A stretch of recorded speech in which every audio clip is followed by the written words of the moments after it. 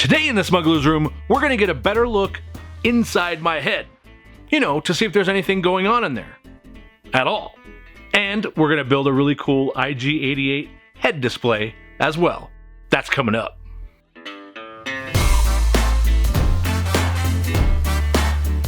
What's up, you awesome geeks? I'm Brian and welcome to the Smuggler's Room. This week, this chubby geek is going to assemble a display stand that hopefully is worthy of some really hard work from a friend of ours. You may remember from last week that we teamed up with Derek from Van Oaks Props on a pair of IG88 style heads that he created for us. One that we kept and put into our cantina, our Smuggler's Room cantina, and started our beer rail tap. And the other, well, we're gonna make a display for Derek and send it back to him. So if you haven't been over to Van Oaks Props channel and checked out all of his amazing work, then we encourage you to do so. There's a lot of great tips on making of all variety of types of projects. So go to the link below and have a look. The other focus of today's episode is to answer a question that we get so often. And that's, how do we get from point A to point B in a lot of the different projects that we take on? Specifically, our process. So we thought in building this display stand for Derek, we would try to take you through what goes on in this crazy head of mine. Okay, so let's start out with an idea. For this particular stand, Derek pointed us towards The Empire Strikes Back, specifically the carbon freeze chamber from that film. So it's on to Google and let's look up some images. Reference is where I start with almost every project. A quick Google search of images will give you some fantastic options. I tend to gravitate towards color and shape first, and in this case, the iconic orange glow and oval patterns, they're seen everywhere in Star Wars. This particular image here checks a lot of the boxes, and immediately I see the area I'd like to build. This center section, for example, is the perfect place for a pipe or some other piece that would hold our IG88 style head. I also searched through other images for inspiration and design. This area, for example, is interesting and certainly something I want to capture in our display.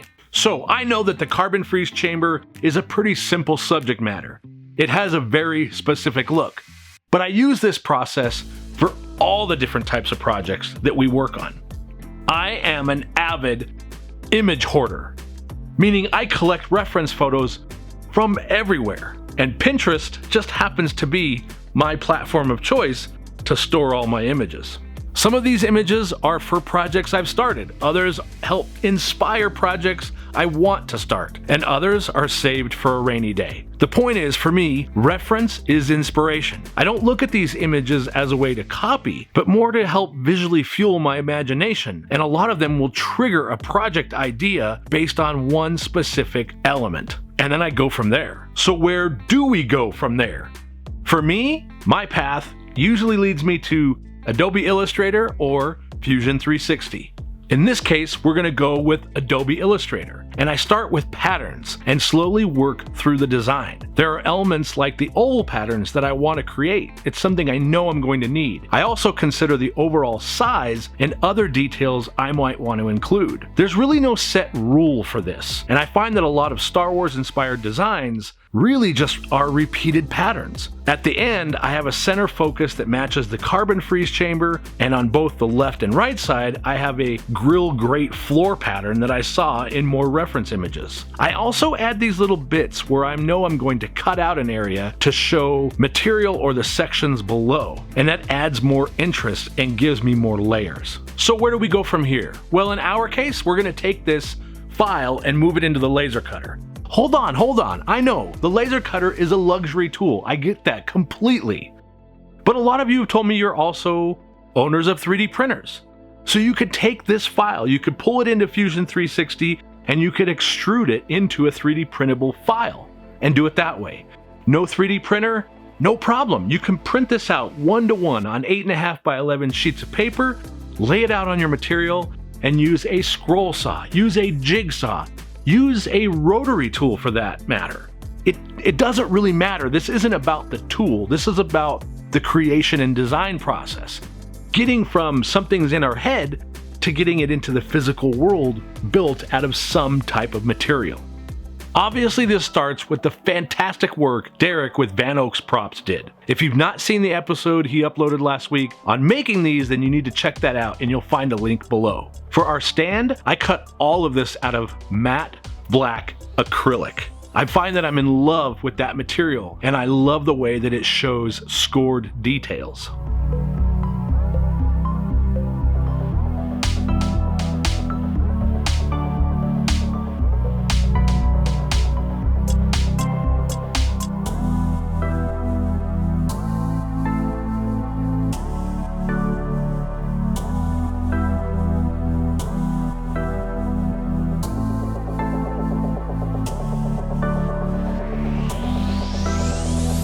Now, I realize that not everyone is a fan of designing things straight onto a computer. Carissa, my wife, for example, she loves to sketch. The analog way is definitely Carissa's way. And when she and I discuss a project, I run off to the computer and she pulls out paper. Sketching is something that comes natural to Carissa. She likes the feel of the paper, that element of the pencil to paper in her hand. In a career as an interior designer, she was trained to quickly draw things out, starting with bubble diagrams, space planning, sketching different elements of an area, and so on. So she is both naturally a sketcher and also trained as one. But there are a few other things at play here as well. This is a faster method for her, helping her to quickly get ideas out of her brain and down onto paper, faster than for her to jump into software. This is true for other aspects of how she works as well. I use a digital planner. Carissa has a physical paper version. I listen to audiobooks. She prefers physical books. The point is this: there's no wrong or right way to design. Find what works best for you, but more importantly, find what method removes roadblocks in your path to creativity. Whatever process gets your ideas out of your head and into the real world with as little obstruction is the way to go.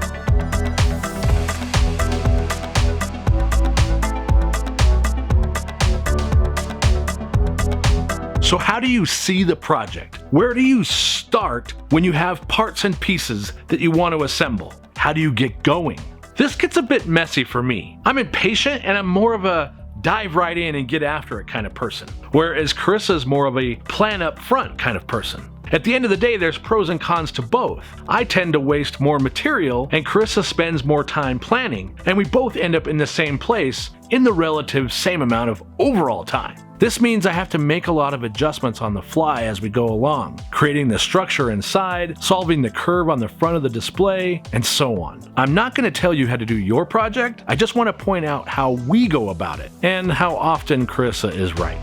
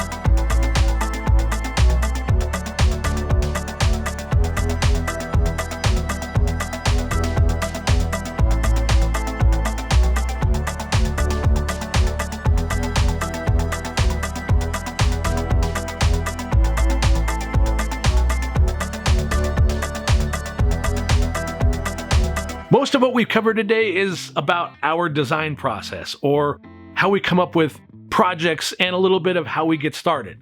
But I haven't really answered the question, how do we get the Star Wars look that we do with our projects? How do we get a look that matches that in-universe feel? Well, it starts first by consuming way too much Star Wars, if that's actually a thing. And what I mean specifically is all of the reference material I go through on a way too regular basis. I talk about texture all the time, the shapes you see in artwork and films, the Ralph McQuarrie touch, if you will, oval patterns, color schemes between Empire and Rebels, and so on. I've learned through obsession what looks like Star Wars and what doesn't. And all of this nerd obsession really helps me when I'm working on projects. I do this with other sci-fi films, the Alien franchise, Blade Runner, and so on. I am a sci-fi nut, and I'm obsessed with the different textural elements, the look, if you will, of all of these films and how that look helps tell those individual stories.